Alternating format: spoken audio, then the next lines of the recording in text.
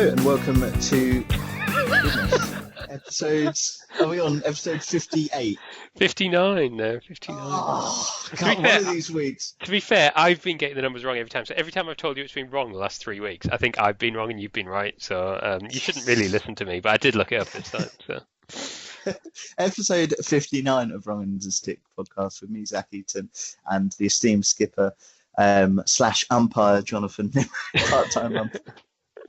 I wish. We've got proper umpire to talk to today. Looking forward to that. And I suppose let's go like straight in. Really, we've got a bit of a special episode today, don't we? We do. This is our umpiring special. So we're going to talk basically about all things umpiring, and then we have an actual interview with real life former cricketer and current umpire Jack Shantry. So Jack is, well, actually, I'll get to the intro for him in a second. But yeah, shall we just talk a bit about umpires and stuff at first for anybody totally new to cricket? Yes. What's an umpire, Zach?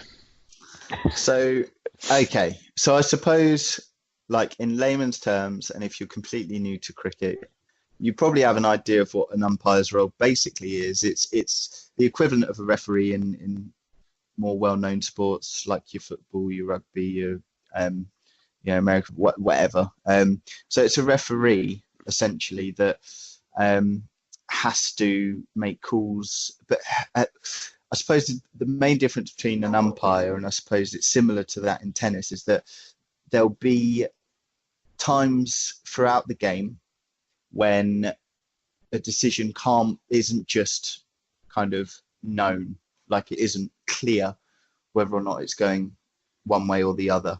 And that's where the umpire's roles possibly is a bit more, not as subjective as some of the other roles referees have in other sports, where they'll have to make a judgment call on a decision, stuff like LBW, which we've covered in previous podcasts, or what's a no ball and all of that kind of stuff. So the role of an umpire is essentially referee that has to make, I think, a few more judgment calls. That would be my explanation. That seems like a very good explanation. That's good. Oh, do you know where the word comes from? I do not. Go on. There you go. So I'm going to hit with a bit of history here. So it comes from the Old French word non-pair, which is basically a not a peer, so not a non-equal, so somebody who's effectively there to arbiter between two parties. So they're there as effectively like a neutral in the middle. So that's where that comes from. Okay. It's been used in English language. I believe in relation to cricket since like the 1400s or something insanely early. So there you go. That's where that comes from. So yeah, it's a non-pair.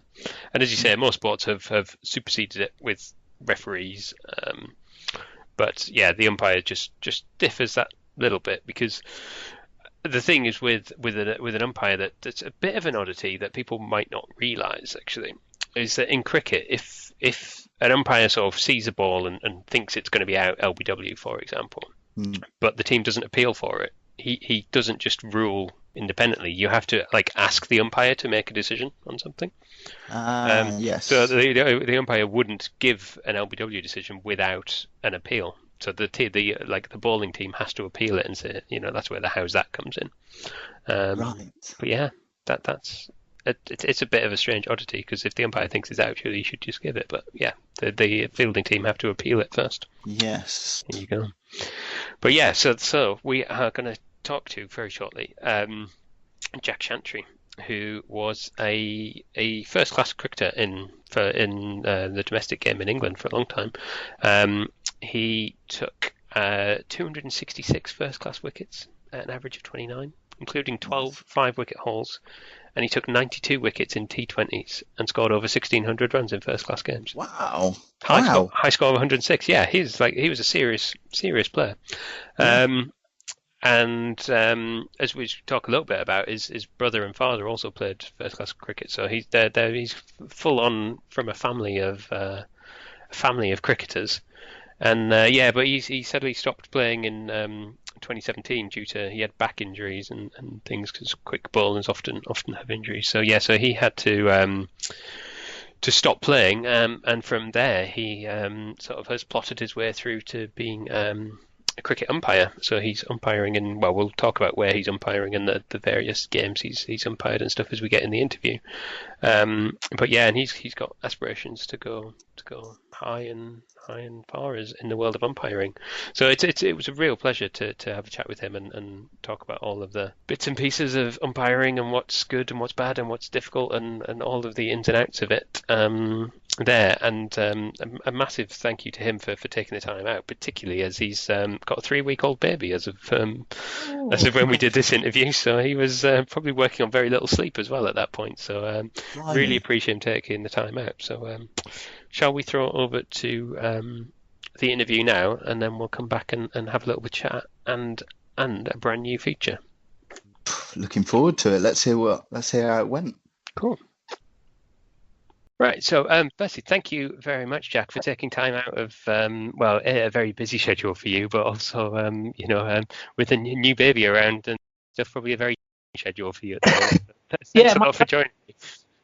No, happy to be here. Yeah, it makes a welcome relief to a very well-behaved baby at times, but he's got a little bit of colic at the moment, so a few sleepless nights. Oh dear. Well, hopefully he's feeling better soon, and you can start teaching him your bowling technique as soon as he's as soon as he's able to walk. Hopefully. I think that might be classed as child abuse, teaching him my bowling technique. But I'll certainly try and do my best for him. Excellent. Right. Well, thank you for joining us. How I guess first question for you is how have you been coping in terms of this season has been a very disrupted season, I guess, has it for same for you as for many other people. Yeah. Have you managed to get involved much with cricket, coaching, umpiring, and everything this year? Yeah, it's been a much reduced season, as you say. We've actually got cricket in than I thought we would do at one stage. In sort of late spring, early summer, I was fully anticipating no cricket at all. So to get almost a full amateur season in, as well as quite a lot of professional cricket, they've done very well at the ECB. I've umpired in the Birmingham League this year, which they've still got pretty much a full season in. We had the final at the back end of September. They did very well with that. And a few regional games as well, Shropshire match, a couple of schools matches, just to keep myself busy. But yeah, like you say, it's certainly not the season that most of us were hoping for, but more than perhaps we thought we'd get at the start. Definitely. It looked it looked very poor at one season, but fingers crossed for a much fuller schedule for next season. And have you got particular plans for next year coming up? Plans are very fluid at the moment. Not sure what's going to be happening. But yeah, certainly umpiring in some capacity. Perfect. Well, I guess that kind of leads me quite neatly on to the sort of the first proper question, if you will.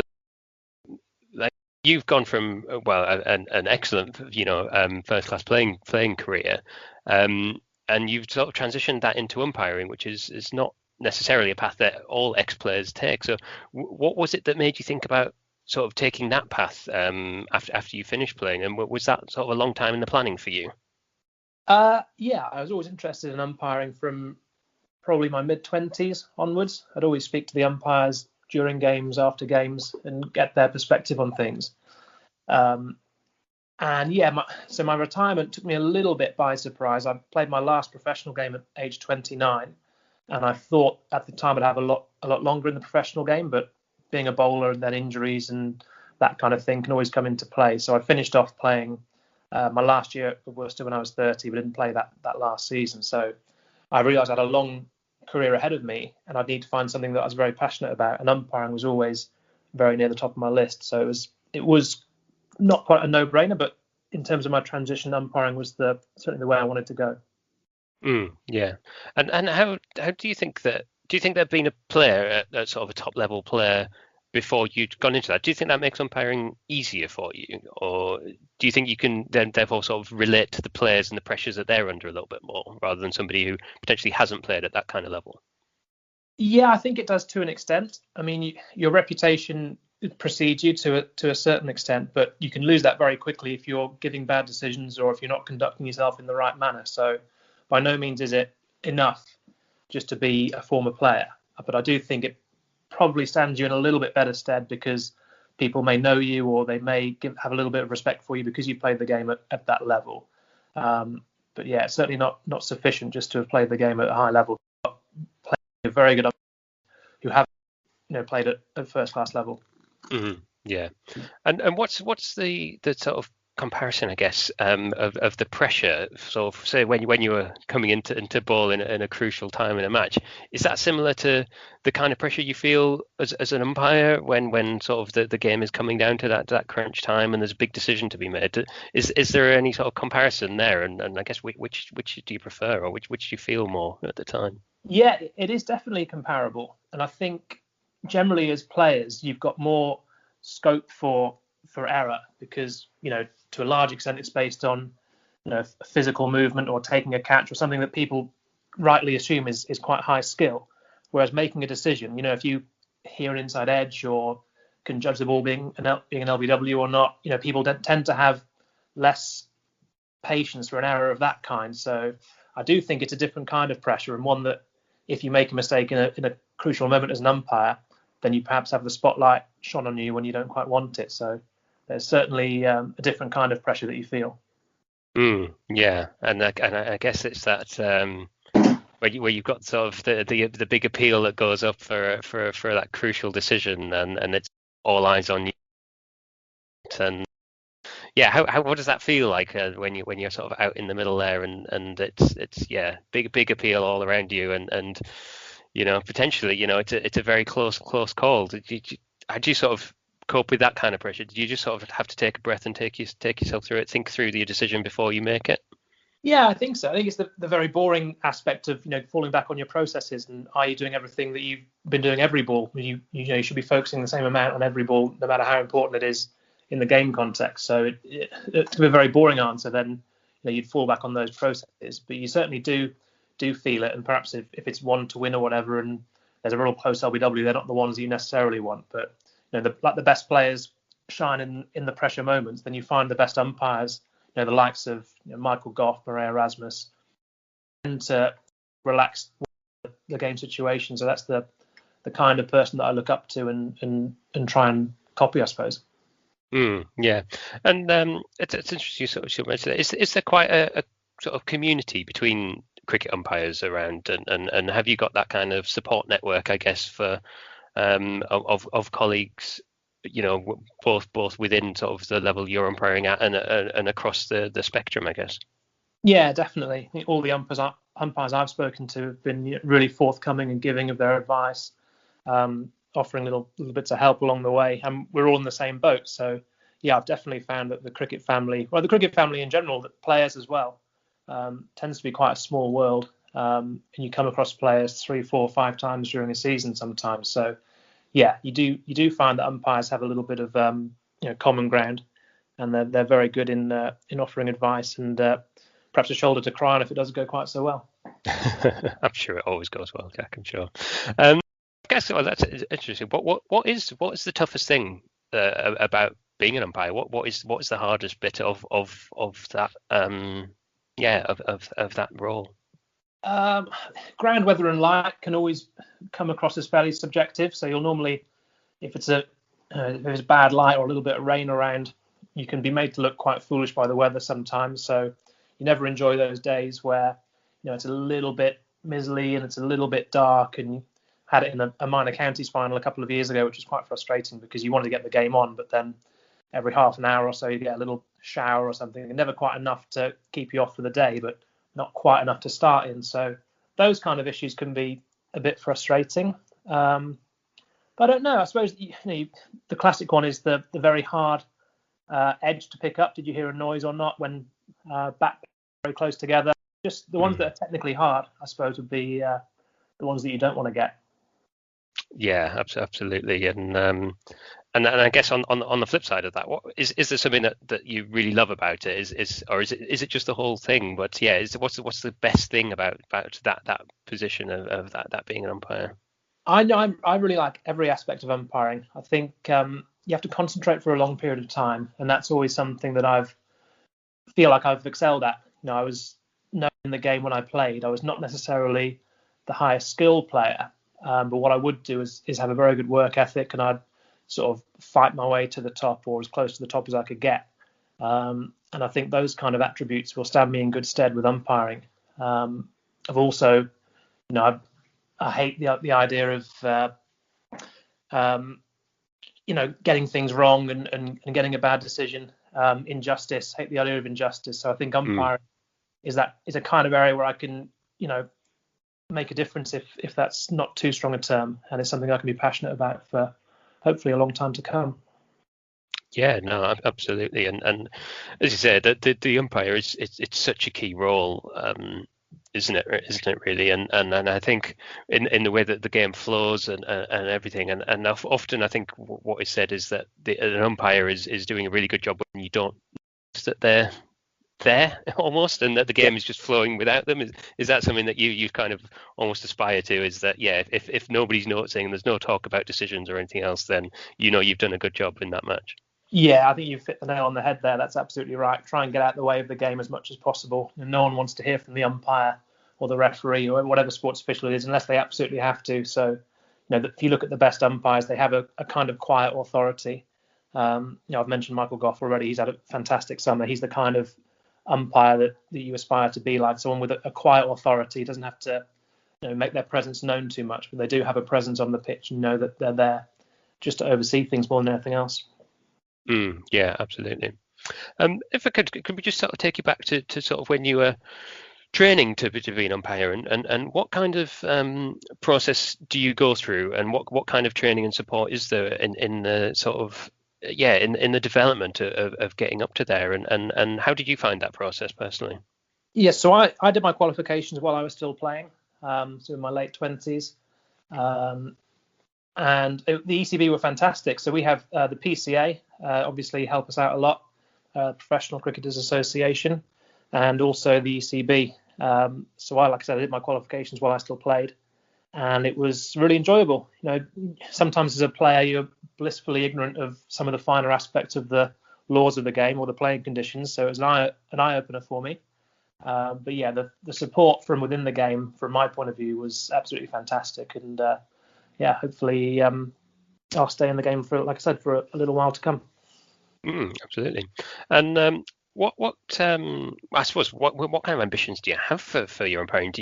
What kind of level are you aiming for? Are you hoping to get up there and World Cups and T20 tournament and things like that? Is that kind of what you're aspiring to? Yeah, of course. I think it's pointless going in for something unless you're going to aim for the top. So we're blessed with some fantastic umpires in the country and obviously on the elite panel. But yeah, I think certainly with my bowling, I never bowled faster than, say, 75 miles an hour. So international ambitions were never really there for me. I'd hit a bit of a glass ceiling by the midpoint of my career.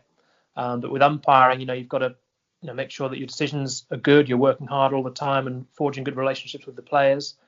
But as long as you do all those things, then there's no reason that you can't excel. So that's certainly part of the game that excites me. Fantastic. And is there advice that you would give to somebody that was thinking of getting into umpiring? Well, my first bit of advice would be to go for it. So do your qualifications, get out there and umpire.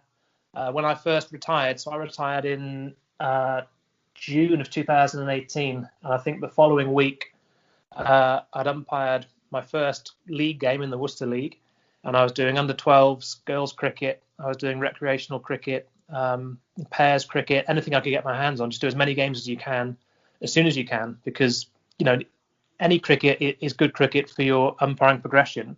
And also, if you play it or if you officiate in the lower levels of the game, you'll see things that don't happen in first-class cricket or test match cricket. You see batsmen picking up the ball or fielders fielding it with parts of their clothing they shouldn't do, and all this stuff that you need to know the laws of, but happen so infrequently. They'll happen more frequently if you're doing those, like I say, the recreational games. So I'd recommend certainly do as many games as you can as a new umpire, and then take it from there. Yeah, absolutely.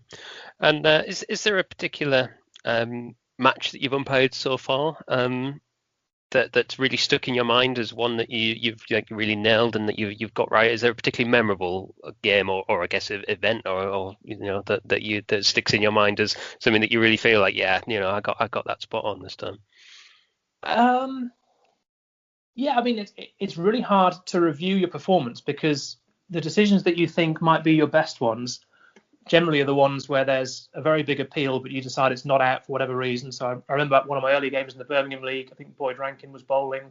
There was a big appeal for a caught behind, but I was fairly certain it came off the flap of the pad rather than the outside edge. And like I say, it was a huge appeal, and I was very confident that it wasn't out, so I gave it not out. But then because there's no TV cameras there and you can never see a review, then you're never quite sure whether you got it right or not. Now, going off players' reactions, I was pretty sure I did get it right afterwards. But like I say, players' reactions you can't really judge from. So at this level, it's hard to know which games are your best, which ones aren't. But generally speaking, I feel like I'm doing okay at the moment with plenty to learn still. Probably the biggest game I've done so far was the Minor Counties final last year, which I referenced earlier. That's generally it's a 4-day game between the two best minor counties in the country. That was closely fought affair, and it means a lot to those kind of players. Do second team cricket as well, but generally speaking, the result isn't so important in second team cricket. Whereas minor counties, you've got a lot of players who, for them, it'll be the biggest game of their career. So that's probably the highest pressure game I've done so far, and I feel like I came through that one pretty well. So there's still plenty to work on, but I feel like I'm doing okay at the moment. Yeah, and does that alter? Does a sort of a big prestigious game like that, does that alter how you are with the players? Do you try and have a bit more of a chat to the players to try and, I don't know, build that rapport or settle any nerves, either of you or them at that point? Or do you just approach it as you would any other game? No, I honestly try to approach it the same as any other game. Even if you're doing like an under 10s or under 11s pairs cricket, the players who are playing in that match, it means a lot to them. They're giving up their time. Parents giving up their time to be there, the administrators. So you owe it to them to give it your full attention and full concentration. And generally, players will get used to your demeanour on the pitch. They'll get used to your signalling, the way you are, the way you correspond. So if you're different where you are in like a big pressure game, then I think they'll feed off that as well. So I generally try to be as implacable as possible in every game. Yeah, no, absolutely. That makes total sense. And I guess thinking as kind of as what you mentioned before, that obviously, for the vast majority of cricket and games that you umpire, that there is no sort of replays and reviews. So you kind of, you make your decision and you go with it there. But how do you feel sort of the DRS and that at the top level where you have got the reviews and there's a lot more kind of scrutiny of umpires' decisions and there's a lot of talk around umpires' call and things and whether that should or shouldn't be there. So yeah, how do you feel that DRS has kind of affected umpiring, I guess, and has that impacted your sort of thought process on where you go with your umpiring? Yeah, I think from speaking to some of the top level umpires, they quite like the fact that DRS is there because, you never want to make a decision that's going to affect the game. Sorry, an decision that will affect the game. So if it is a particularly tough LBW or a very thin edge, then I think the umpires would generally be pleased to have it overturned if it's the wrong decision. Then you move on and can do the rest of the game. The last thing you want is to give a bloke not out on naught who goes on to score 100 and then changes the game. So I think the umpires there will like it. In terms of it changing my decision making, I suppose since we've seen a lot of Hawkeye, that obviously more LBWs are being proven to go onto the stumps. So we've seen, I think, in the last few years, more LBWs given, which is a good thing because they are hitting the stumps and batsmen can no longer just plonk that front foot down and then hope to be given not out. But that's more, I'd say, just a general trend in umpiring than my specific way of umpiring. Yeah, and that's not just because you were a bowler and you definitely wanted to, so you're thinking back to some of those LBW fields when you were playing, aren't you? And I guess, well, okay. I don't want to keep you too long. I'm sure your small baby is calling, but is there anything that I think that the innovations that you would like to see come into the game and particularly around umpiring? Is there anything that you think would help either at sort of top level or lower down the leagues that's not being done or that needs to potentially, is coming to be looked at? I think the no ball law is interesting. They've trialled that, I think, in some ODIs now, where the front foot no ball is taken out of the standing umpire's hands and is adjudicated by the third umpire. That makes a lot of sense. If you've got Jofra Archer bowling at 95 miles an hour, then moving your eyes from his front foot up to the wickets, it's quite a skilled movement. And if that goes the way of the third umpire, then hopefully we'll see, it'll be easier for the umpire to adjudicate on the other end where everything's happening. So that, I think, will be a good improvement if it's proven to work and the umpires and players like it. Can't think of anything else off the top of my head. It might come to me later in the interview, though. No, that's great. I think that is, that's one of the things that there's been much talked about at the moment, and I think that seems like a really sensible thing because, from a non-umpire's perspective, just that, there's so much information to try and take in at that point, isn't there? With in sort of a split second where from the bowler's foot landing through to the delivery and the ball being struck or missed or whatever it may be. There's a huge amount of information to take in there. Is that a difficult thing to try and sort of train yourself to try and take all of that information in and then process it as you go? Yeah, use the analogy of like driving a car. When I did my first game in that Worcester League, then I was forgetting to count balls. I was not looking over to the square leg umpire when I should have been doing.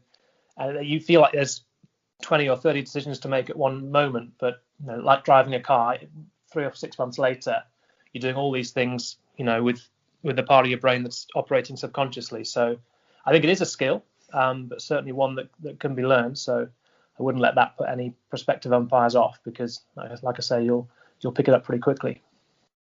Yeah, absolutely. And I guess, when you sort of mentioning Jofra Archer sort of powering in at 90 plus miles an hour and stuff, does that make it more challenging when you've got somebody as sort of a very quick bowler coming in versus a spin bowler, or are the challenges just different when you're sort of trying to judge? I guess sort of judging the turn of a spin bowler must be a tricky, thinking, has that gone onto the stumps or is that missing? Is it turning too much? Or is it the pace? Which is your sort of do you find most difficult, I guess, to adapt to? Yeah, I think both. I mean, I haven't officiated too many matches with the ball turning prodigiously. I think the classic one is umpiring in the subcontinent where it does spin a lot more. Those kind of matches will be quite difficult. In terms of pace, yeah, definitely. If you've got, in particular, say a quick left arm bowler bowling over the wicket, trying to swing it back in, then where the ball pitches in line, is it in line with leg stump? Is it just outside? That's a split second decision to make. And if they're bowling at 90 miles an hour, then it's even less than a split second. So I think it's 0.4 of a second from, maybe even less, from the ball getting released to reaching the stumps. So yeah, certainly to go up the levels, that the reaction time, like batting, the reaction times get smaller, the margins get smaller. But that's why the top umpires are where they are. Yeah, absolutely. And have you ever umpired somebody that you used to play against, and has that provided any different sort of personal challenges or otherwise, where they might be giving you a little bit of stick based on previous experiences with you? Yeah, definitely. Didn't do much second team cricket last year, or this year just gone because of COVID. But last season I was doing quite a lot of second team cricket, and my first game actually was a Worcestershire second team game, and Joe Leach was coming back from injury, so former housemate Leach, he played with him for Shrewsbury and Shropshire growing up, lived with him. So yeah, that was an interesting one. He nicked off in the second over from my end, but thankfully he walked, so I didn't have to give him the send off. But yeah, I've had a few like that, and yeah, it's striking that fine balance between having a good rapport and having a laugh, and still being there to do your job. So hopefully I can strike that balance with a few of the players that I've played with before. But who knows? They might have all retired by the time I get up to that level. Yeah. Well, you seem to have quite a strong sense of justice, as you say, and wanting to do what's right. And I guess that will stand you in good stead for those moments. Well, yeah, definitely. And you'll certainly get found out very quickly if you're not operating like that. Yeah, and I guess like has now you have had that sort of transition into umpiring, and you've been playing, yeah, you've been umpiring for a little bit now. Do you then look back at your sort of when you were playing and maybe appeals that you made and think, yeah, I possibly poured that on a little bit too much there, and did it give you some more sympathy for the umpires looking back at your playing career? No, not at all. I was getting paid to get as many wickets as possible. So, if you're putting pressure on the umpire, then that's all part of the job.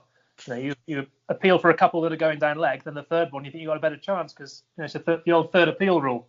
So no, but I always didn't give the umpires a hard time. I was always very fair, and I'd have a laugh and a joke with them. But yeah, as a bowler, it's your job to get wickets, so you'd use everything in your armoury. And I think it's that classic thing of poacher turned gamekeeper. So when I have the same thing now, I can read it pretty quickly for bowlers trying to sort of pull the wool over your eyes. But I don't bear any ill feeling to the bowlers for that. That's their job. That's what they're trying to do. So that's absolutely fine in my book. Yeah, but you're just very wise to it, I guess, and see it coming and can refute that pretty easily now. Yeah, I'd like to think so. You certainly you can spot things perhaps a little bit quicker having played the game. So if there's if it's a third innings of a match, for example, and the batter starts to run down the wicket to try and get a bit of studs on the length of the pitch, then you know that pretty quickly what's going to happen. So, but I was guilty of that as a player. So yeah, you don't take it personally, but you're certainly there to clamp down on it when it does happen. Yeah, absolutely. And I think just sort of revisiting. I mean, your whole family has been very involved in cricket from your father and your brother and things, isn't it? Was this always the route that you envisaged taking from when you were very young into sort of professional cricket? And was umpiring something that you thought about if playing, if you didn't get to the level that you wanted to playing wise, was that something that you thought about from quite young? Yeah, so playing was always my dream. I didn't think I'd make it, to be honest. So I developed quite late. I was a batsman until I was probably 18 or 19 when I had a growth spurt.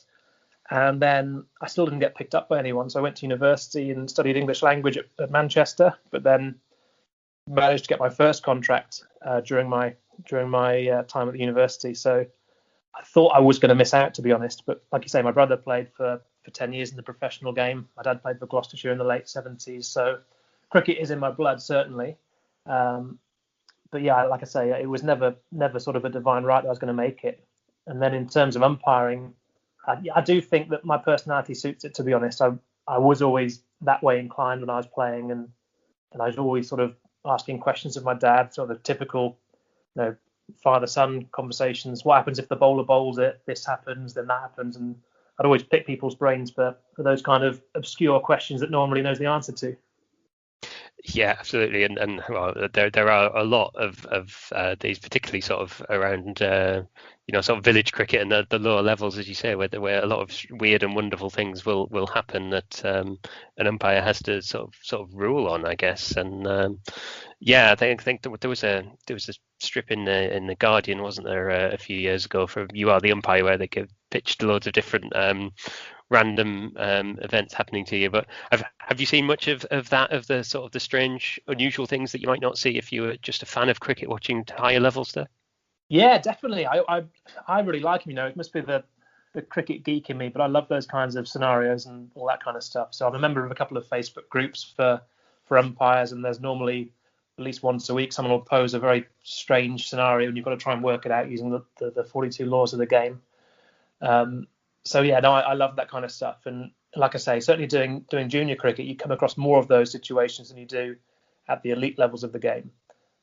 But they do come up, don't they? Remember the T20 final? Rob Bailey was umpiring a few years ago. I think it was Hampshire v Somerset, when they, I don't remember who's on strike now, but there's a batsman on strike with a runner.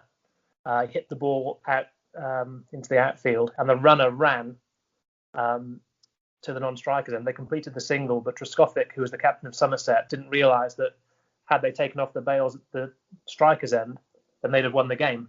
And so they sort of waited around for 10 seconds or so before the umpires called an end to the game. So you never know when those kind of things might come up. So it's certainly important to have your wits about you.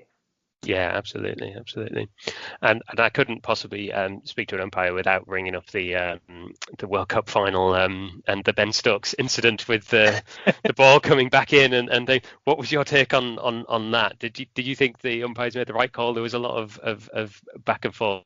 Well, mostly from New Zealand fans, obviously, but saying that potentially a different decision should have been made. But how did you see that incident? Well, having the benefit of hindsight and the benefit of the TV replays, I think it's in law that it should have been 5 rather than 6, because at the act of the throw from Guptill, they hadn't crossed for the second run. But I think it was in the ICC playing conditions that they couldn't refer that one. So there's certain things you can refer to the third umpire, runouts, for example, whether the catch was taken cleanly. But that particular example, you couldn't refer that one. So they had to make a decision on the pitch. And Erasmus and Damasceno, who are 2 of the best umpires in the world, they're watching for so many other things. To watch for that on top of it, you'd need almost not quite superhuman levels of concentration, but it's asking for a lot, almost asking for eyes in the back of the head. So I think it probably was the wrong decision, but I don't think there'll be many who could have spotted that one. No, absolutely, and I guess that's kind of one of the things that you're hoping doesn't come up in a big game like that. I guess, isn't it? It's one of those that you'd ideally like to avoid. Yeah, that's completely right. That's certainly one you're not hoping for. Yeah, absolutely. Well, thank you so much for taking time out to speak to me today. I'm going to let you go back and, I'm sure your wife wouldn't be too happy if you spent too long talking cricket at this point. So I'm going to let you head off. But it's been amazing speaking to you and hearing some of the stories. And thank you so much for taking time out to speak to me today. No, my pleasure, Jonathan. Thank you very much. Good to talk. That's great. Thank you very much. Cheers. Cheers. Bye. And we're back. The magic of editing, don't you love it? The magic of editing. Welcome back. So thank you again, massively thank you to Jack. I thought that was really interesting. I thought there was some really interesting stuff that came out of that interview there.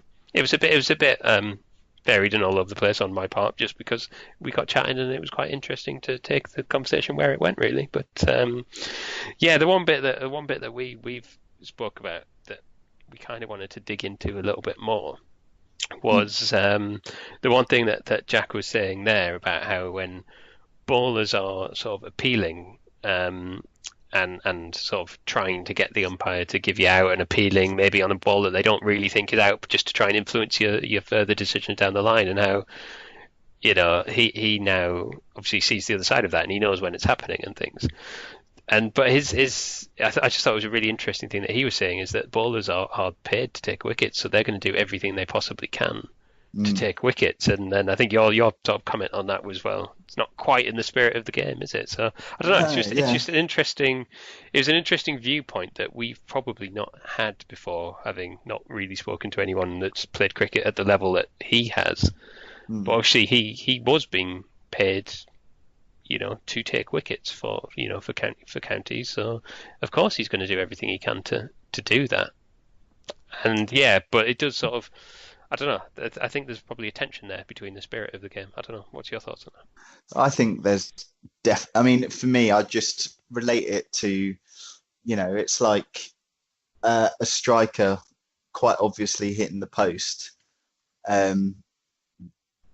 But it kind of is parallel to the line, knowing that it's not in and arguing with someone that it was in when it clearly isn't. I don't know, it's difficult because I can completely see what Jack and your opinion is of it, and that viewpoint that, yeah, you go there and it's your job to take wickets. And the fact that an umpire won't make that decision unless you ask the question, unless you appeal it, then actually, of course, that opens the floodgates, and you would expect every bowler to, as soon as they hear that pad being struck, to raise their hand and give them the jazz hands and the wide eyes and make a good shout for it. I think we've come back to the spirit of the game on so many occasions that I didn't realise it was that viewpoint come into play. But at the same point, I do understand it. I don't know. I think for me, if I had that mentality, and that's because I'm not a very good bowler at all, would be that I'd be appealing for everything, even when it's at, sixth, seventh stump. And Yeah. I think it would just tick people off. That's probably why I don't appeal. Because what are you doing? I do it in cricket 19 as well. Yeah, and again, I do appeal for everything in cricket 19, don't I? So I can't really comment on that one. But but I just think, I don't know. I thought it was a really interesting viewpoint that he had of the bowlers should be doing everything they can to try and take a wicket, and the umpire is there, that it's their job to make sure that they don't manage to sort of get away with anything they shouldn't, and if everybody does their job as they should, then the game will work perfectly as in the way that it should go. So yeah, I thought it was a really interesting debate and sort of thought process that came out of that. So yeah, but I think and I think he is right. I think if everyone does do the job, and that's why umpires are there, because if they're doing their job spot on, it doesn't matter what the bowler does. They're going to give the decisions that they think is right, and that keeps everything ticking along nicely, really, doesn't it? Yeah, that's it. And I think, it's such a great progression for him as a first-class player. I think I'd be pretty comfortable with him making those calls, because he seems to know the game inside out, and exactly, very capable cricketer. You would want someone like that. I like that progression of, now I've seen it, done that. That's going to build on your resilience when you've got all those screaming faces. To like keep you cool and know, no, they're taking the mick a bit here. They're just trying to kind of sway me. I saw it, and be comfortable with that, because I think I'm only allowed in square leg, folks. I'm not allowed to actually properly umpire. But I think if you are both only allowed there and choose to go there as well. There is a bit of both there. You desperately are trying to avoid trying to umpire and make decisions, for the simple fact that there's always going to be somebody not happy with your decision, because you're always going to give a decision that somebody doesn't like, no matter what the decision is. And you don't want to be that person that's in the firing line. Absolutely so not. it's partly Correct. down to choice, but it's also partly that you do seem to get stuck there all the time. And I don't know why. I seem to be trusted to do it more often than I would like, and I don't understand why. Maybe it's just because I'm willing and say yes, but. I think you do a pretty good job with the old umpiring. I think I do a pretty good job of square leg. I think there's ample responsibility there. I need to you watch have got the line. To keep counting the six and things. Yeah. And that's more difficult than it sounds, everybody. It does, especially when there's. You think it's dead easy counting to six, and it is when you say it like that. But when you've got a million other things going on as well, it's a lot harder than you would think. But yeah, I don't know. It's a tough field to umpire. It can be fun and it can be interesting, but it is tricky. The powers of concentration you need are just insane. There's no switching off at all. When you're a batsman and you're at the non-strikers end, you don't have to really pay that much attention. You can turn your brain off for a bit, but yeah, the umpire's got to always be on. So, particularly when they're umpiring with you and you're only doing square legs. So, Yeah. You need to block out that noise as well. I think you kind of have to have almost like a snapshot memory, like especially when it comes to the LBW decisions, of just being like, no, I know where that hit, I know that impact, I've judged that kind of length, and that's you before the hands have already gone up. You've got that decision and stick to it no matter what's going on, and that is a skill, especially when everything else is going on, like you say. So. Yeah, it's a tough job. Absolutely. Yeah, and I thought what Jack was saying, that having that air of calm, even if you're like massively stressing it inside, that's huge skill that you need for that. And I was like, yeah, you do. You see like the top class umpires, they all look really cool, really chilled, even if it's craziness going on out in the middle. So yeah, but yeah, I thought it was a really, really good interview. And once again, thank you to Jack for taking the time out to have a chat with us. I thought that was good. Excellent. Shall we launch our new feature then? Let's launch a new feature. So off the back of, and this is something that I thought about a little while ago, and then I obviously came out of it during the interview with Jack. We are going to launch our new feature. Do you want to tell everybody the name, or have you forgotten the name already? Do you know what? I love the name, and I want you to. You came up with it as well, so I want you to introduce it. So I I'm did. excited. So this is effectively. So we're resting seemingly stumped for a little bit, and we're going to have our new feature, which is it's all based around umpires and umpires' decisions, and and it is going to be called the Umpire Strikes Back. I know, good, isn't it? So good. I feel like it should So have its own good. little theme tune, which I don't It, have, but I feel like it should have something. I And I'm love it. sure Absolutely love it. copywriters are going to be all over us and cost us a fortune if we start doing that. But yeah, the Umpire Strikes Back. So in this feature, what we're going to do is I don't know whether I'm just going to give it to you and see what you would do, or we're going to trade off, and I don't know. But for this week, I'm just going to give you a couple of scenarios.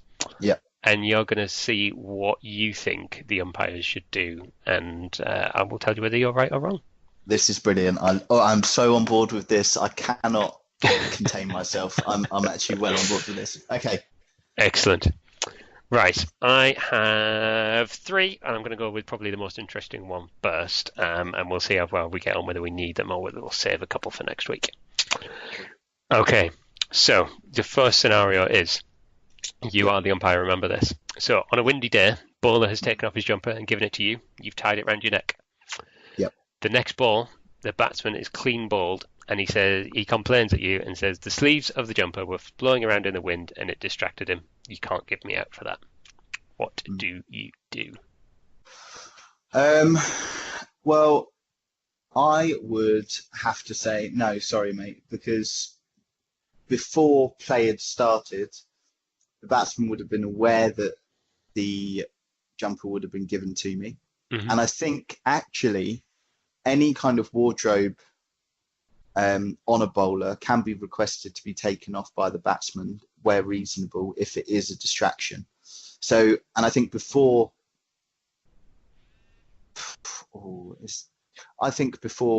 he would have had the whole time where the jumper was being given over, me wearing it blowing in the wind, him setting up, and me then advising the bowler that he could commence play. Mm-hmm. All the way up to the run-up. He could have, all the way up to the point of delivery, the batsman can back away from the stumps and claim that he's not ready. That's and as far as I'm aware, that's allowed where reasonable. Up until the point is the ball is released or the jump in stride or whatever. So no, I'd be like, no, mate, you've had your time. You're out. Go on. Well, I was trying to give you your ding there, but I clearly got something that wasn't a ding. That ding was just me trying to. They've clearly changed my sound effect. So I thought you had a message. But that was your ding for being correct. So yeah, yes. Well done. You are absolutely spot on. Nice. That is dead right. Yeah. Excellent. Perfect. I like this. Yeah. Exactly right. Yeah, exactly. He had the whole time. If he thought it was distracting him, he should have stepped away. Even if the ball was in the run-up, step away and make a signal, and then you can sort that out. But by the time that is clearly just using that as an excuse. So, there you go, spot on. Love that, brilliant. Good work. Oh, this is good. I'm liking this. What's the next one? Right, next one. A bowler delivers a high-speed no ball. The striker gets an inside edge, and the ball hits. It sort of hits off his bat towards the wicket. He instinctively takes one hand off the bat and swats the ball away. The fielding side appeal. What happens next? So, bowler's bowled a no ball. You've called it a no ball. It's come off the inside edge and rolled towards the stumps, but the batsman has taken his hand off the bat and knocked it away with his hand as the ball was rolling towards the stumps. The fielding team appeal, but what happens next? Did I make my decision for no ball? Did the batsman see my signal for no ball? I don't think that actually matters, but yes. So I think it would be 5 runs if the batsman interferes with the ball like that to the opposing team. It wouldn't be out, I think. So no balls. He's put his baton away inside the edge. He swatted it with his hand, and then I've called no ball. So technically, it's a dead ball from that no ball.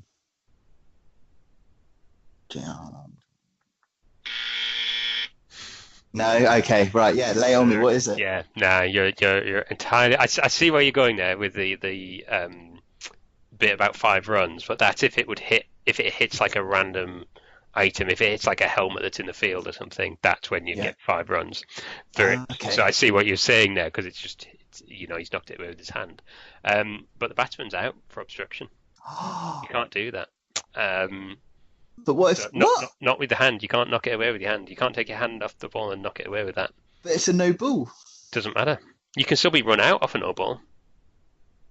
So once it's a no ball, the ball isn't dead. The ball still continues on, because if the wicketkeeper misses it, for example, and it goes past, that's still runs that are given, even though it was a no ball. So the ball isn't dead at that point. And so the player is still active, and it then goes on the same thing as it would normally be. You wouldn't be able to knock it away with your hand, and so you're still not allowed to, even though it's a no ball. There you go. So the batsman would be out. So if he had, let's say exactly the same ball, inside edge, hits the wickets, but the batsman is still in his crease, he would not be out. Correct. But if he went out of his crease when that no ball was delivered inside edge onto the stumps, he would be out still on a no ball. No, because that wouldn't be run out at that point, because it was still a no ball. If, for example, same thing happens, it's a no ball. Yeah. He hits an inside edge and then tries to take a quick single. Yeah. And the wicketkeeper gets there first, knocks the bails off, etc. As you would normally, that would be out. So you just need to make a decision. Basically, as long as you're safe in your creases or can get safe in your creases, if it's a no ball, you know that you're going to get an extra hit.